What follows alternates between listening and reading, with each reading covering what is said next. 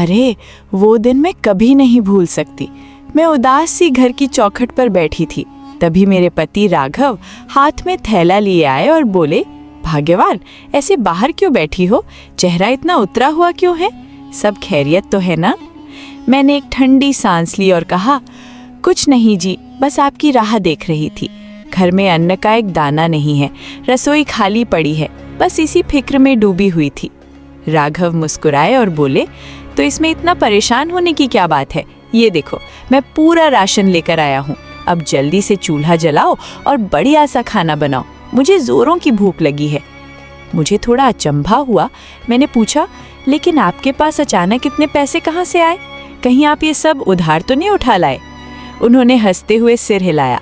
अरे नहीं भाई, कोई उधारी नहीं है, ये राशन मैं अपनी मेहनत की कमाई से लाया हूँ।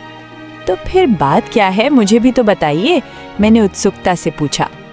राघव ने बताया, आज सुबह जब मैं जंगल की तरफ गया तो वहाँ बहुत सारी सूखी लकड़ियाँ गिरी पड़ी थीं। मैंने उन सबको बटोरा, एक गट्ठर बनाया और शहर के एक बड़े व्यापारी को बेच दिया। उन्होंने मुझे अच्छे दाम दिए और उन्हीं पैसों से मैं ये सामान ले आया। अब बताओ, सही किया ना? हाँ जी, बिल्कुल सही किया, मैंने राहत की सांस लेते हुए कहा। अब आप जल्दी से हाथ मुंह धो लीजिए, तब तक मैं रसोई संभालते हूँ, फिर दोनों साथ बैठकर खाएंगे। मैं रसोई में गई और खाना बनाने लगी, पर दिल में एक हूंक सी उठी। हे भगवान, हमारी गरीबी कब दूर होगी? हमारी शादी को 5 साल हो गए, पर राघव आज तक तंगी के कारण मुझे एक छोटा सा तोहफा भी नहीं दे पाए। खैर, मैंने खाना परोसा, हम दोनों बातें करते हुए खाने लगे। राघव ने पहला निवाला मुंह में रखते ही तारीफ के पुल बांध दिए। वाह भाग्यवान, तुम्हारे हाथ के स्वाद का तो कोई मुकाबला नहीं है, बड़े बड़े ढाबे भी इसके आगे फेल हैं।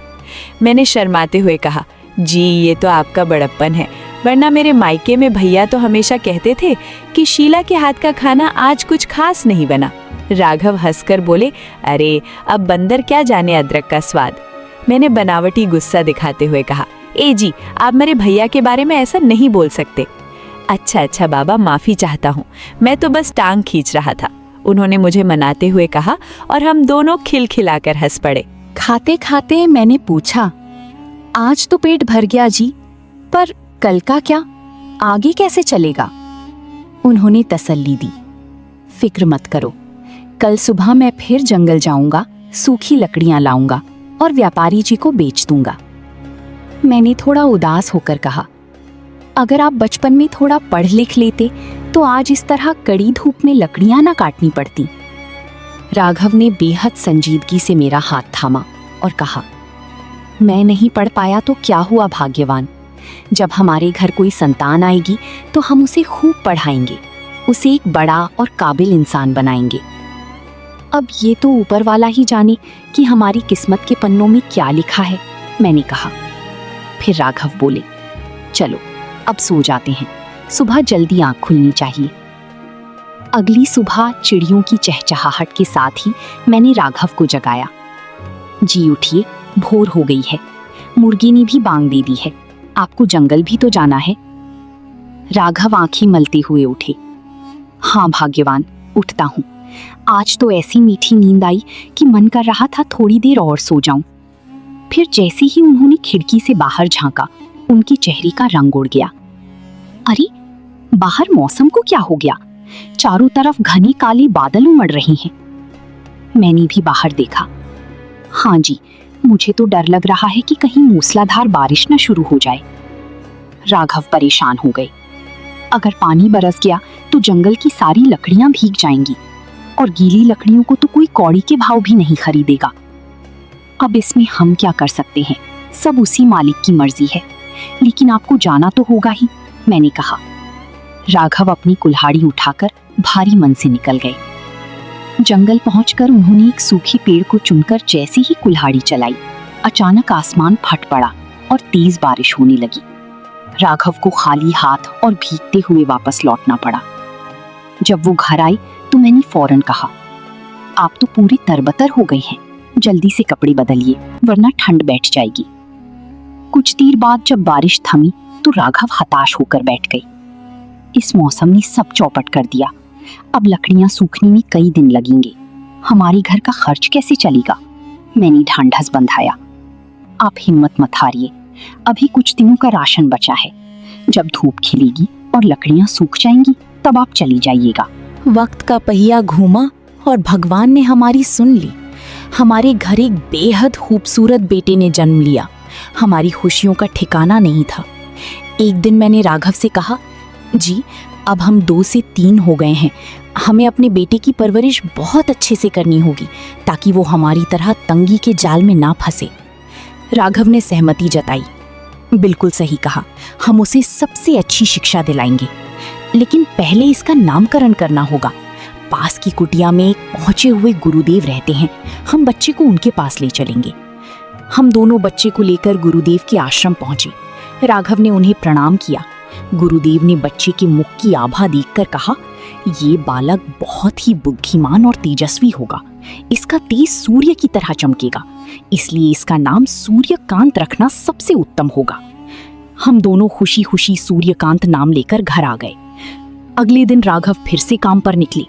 उन्होंने जंगल की एक बड़ी पेड़ पर कुल्हाड़ी चलाई ही थी कि अचानक वहां वन विभाग के अधिकारी आ धमके। उन्होंने कड़क कर पूछा, कौन हो तुम और सरकारी जंगल में क्या कर रहे हो? राघव डर गए। हुजूर, मेरा नाम राघव है, मैं यहाँ से सूखी लकड़ियां ले जाता हूँ। अधिकारी ने कहा, ये सरकारी इलाका है, यहाँ पेड़ काटना सख्त मना है। तुमने कानून तोड़ा है, तुम्हें जेल जाना होगा।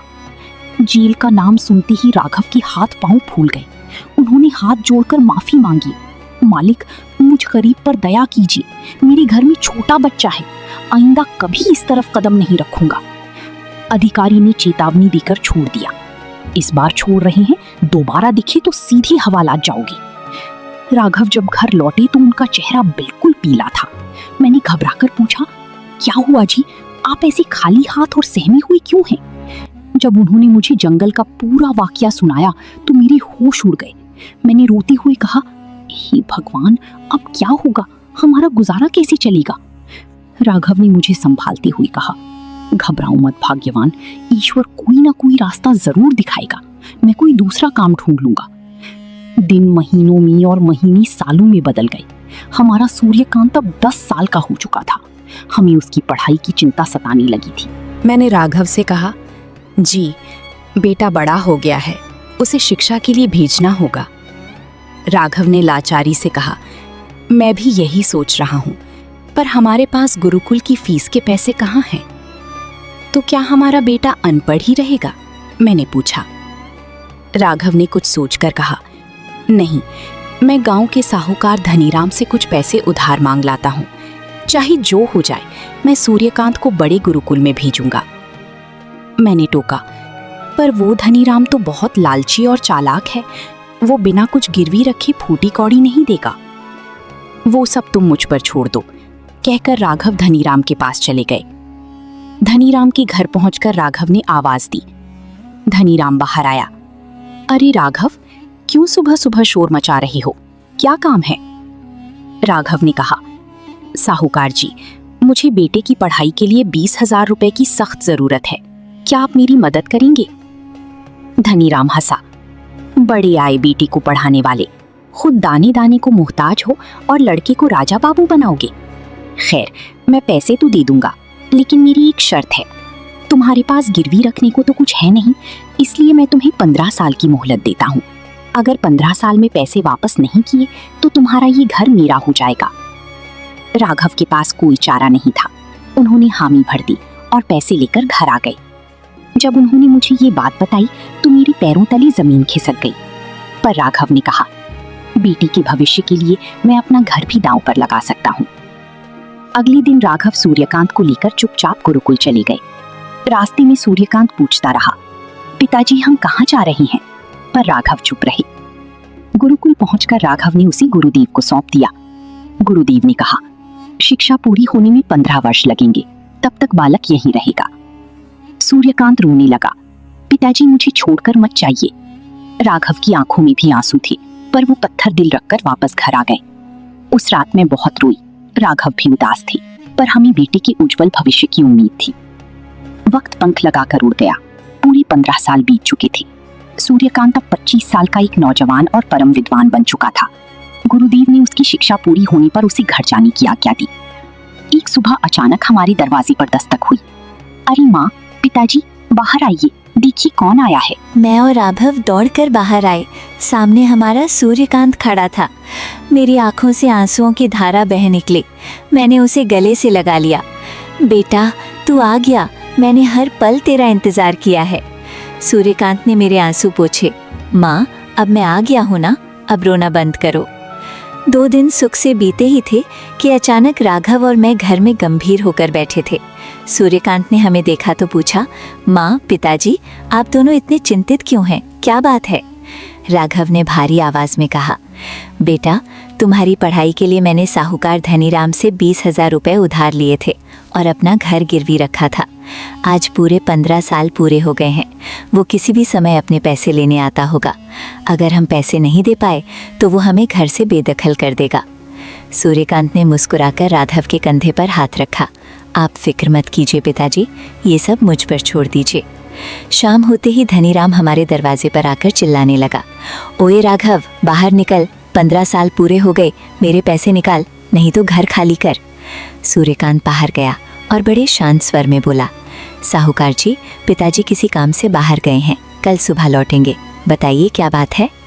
धनीराम कड़क कर बोला, तुम उनके बेटे हो ना, तुम्हारे बाप ने 20,000 रुपए लिए थे, वो वापस करो। सूर्यकांत ने अपनी बुद्धिमानी का पासा फेंका। वो बोला, साहूकार जी, मैं आपसे एक पहेली पूछता हूँ, अगर आपने उसका सही जवाब दे दिया तो मैं आपको 20,000 के बदले 40,000 रुपए दूंगा, और अगर आप हार गए तो आपको हमारे 20,000 रुपए माफ़ करने होंगे। 40,000 का नाम सुनते ही धनीराम की आंखों में लालच चमक उठा। उसने कहा, मुझे मंजूर है, पूछ क्या पूछना है।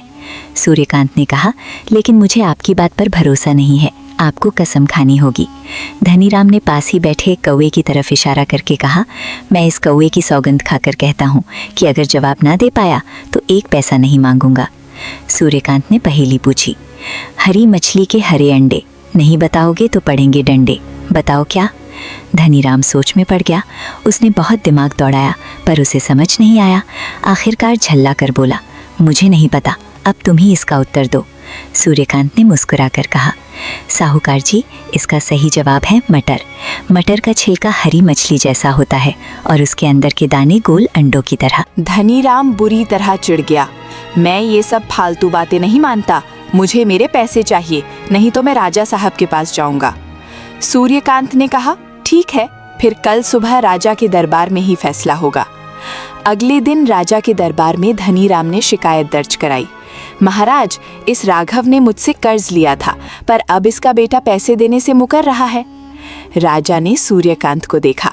सूर्यकांत ने आगे आकर कहा, महाराज, असल में बात यह है कि इस साहूकार ने कल कौवे की सौगंध खाकर मुझसे वादा किया था कि यदि ये पहेली का उत्तर नहीं दे पाया तो कर्ज माफ कर देगा।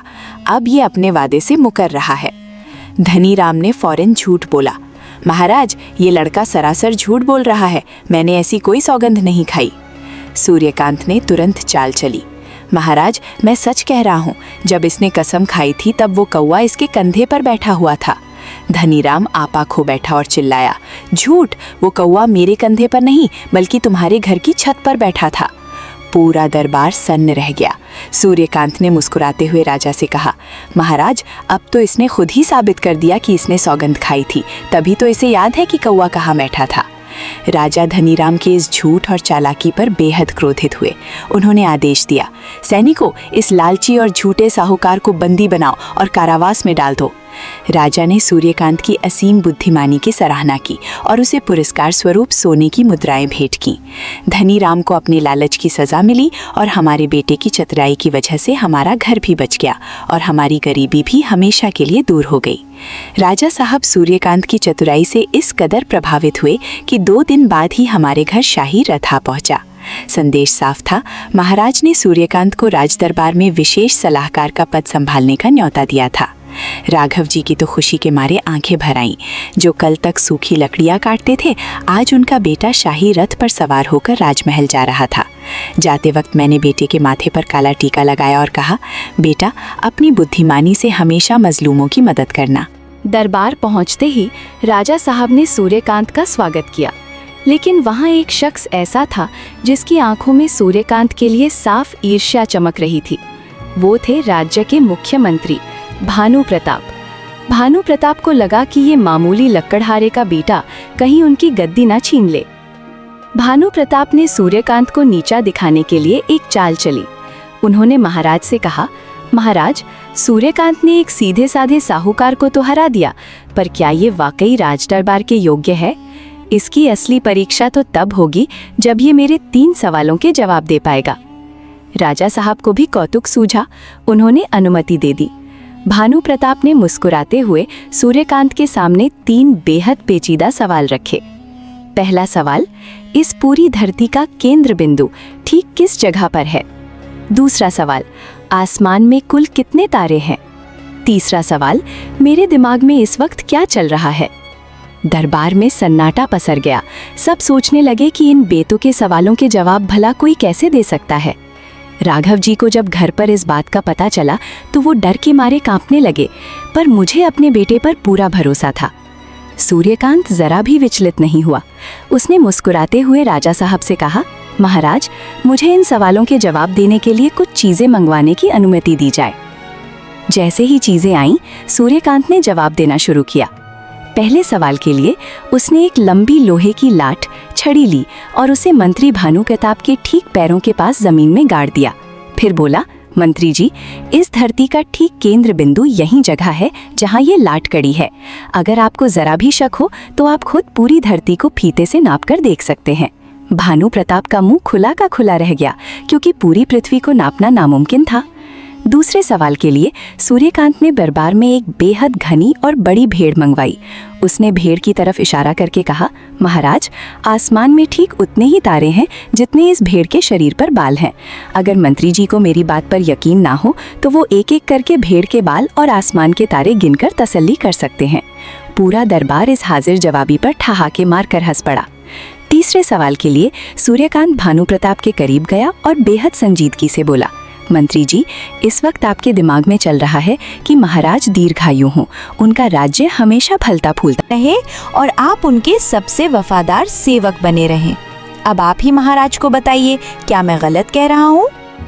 अब भानु प्रताप धर्म संकट में पड़ गए। अगर वो कहते कि नहीं, मैं ऐसा नहीं सोच रहा हूँ, तो वो महाराज के द्रोही कहलाते, और अगर कहते कि हाँ, मैं यही सोच रहा हूँ, तो सूर्यकांत का जवाब सही साबित हो जाता। हार कर भानु प्रताप को झुकना पड़ा और उन्होंने अपनी हार मान ली। राजा साहब सूर्यकांत की इस बेजोड़ बुद्धि को देखकर अपनी गद्दी से खड़े हो गए। उन्होंने अपने गले का कीमती मोतियों का हार उतारा और सूर्यकांत के गले में डाल दिया। सूर्यकांत, तुम्हारी बुद्धि का कोई सानी नहीं है। आज से तुम इस राज्य के महामंत्री नियुक्त किए जाते हो। महाराज का शाही फरमान गूंज उठा। जब सूर्यकांत ये खुशखबरी लेकर घर लौटा तो हमारे छोटे से आंगन में जैसे त्योहार मन गया। राघव जी ने गर्व से अपने बेटे को गले लगा लिया। जो गरीबी हमें सालों से डस रही थी, वो हमारे बेटे की शिक्षा और समझदारी के आगे घुटने टेक चुकी थी। अब हम सिर्फ एक सुखी परिवार नहीं थे, बल्कि पूरे राज्य के रक्षक थे। सच ही तो है, मुसीबतें चाहे कितनी ही बड़ी क्यों ना हो, अगर इंसान अपनी बुद्धि और ईमानदारी का साथ ना छोड़े तो किस्मत का सितारा एक दिन जरूर चमकता है। एक सुबह जब सूर्यकांत राज दरबार में बैठे थे, तभी पड़ोसी राज्य विक्रमगढ़ के राजा का एक दूत एक बड़ा सा लोहे का संदूक लेकर आया। उस संदूक पर कोई ताला नहीं था, लेकिन वो पूरी तरह से सील था। दूत ने भरे दरबार में कहा, महामहिम, हमारे महाराज ने आपके राज्य की बुद्धिमानी की बहुत चर्चा सुनी है। उन्होंने इस संदूक के भीतर एक बेहद कीमती और नाजुक कांच का खिलौना भेजा है। चुनौती ये है कि आपको संदूक को बिना छुए, बिना खोले और बिना तोड़े उसके अंदर रखे खिलौने का रंग बताना है। अगर आपके दरबारियों ने 7 दिनों में सही रंग नहीं बताया तो आपको हार माननी होगी और विक्रमगढ़ को भारी टैक्स देना होगा। राजा साहब चिंता में डूब गए। बिना संदूक खोले अंदर की चीज का रंग कैसे जाना जा सकता है? दरबार के बड़े बड़े पंडित और ज्योतिषी भी सिर खुजलाने लगे। भानु प्रताप, जो अंदर ही अंदर अब भी सूर्यकांत से जलते थे, मुस्कुराए और बोले, महाराज, चिंता की क्या बात है? हमारे नए महामंत्री सूर्यकांत जी इतने बुद्धिमान हैं। दोस्तों, कहानी अच्छी लगी हो तो वीडियो को लाइक करें और ऐसी ही कहानियाँ डेली सुनने के लिए हमारे चैनल को सब्सक्राइब ज़रूर करें।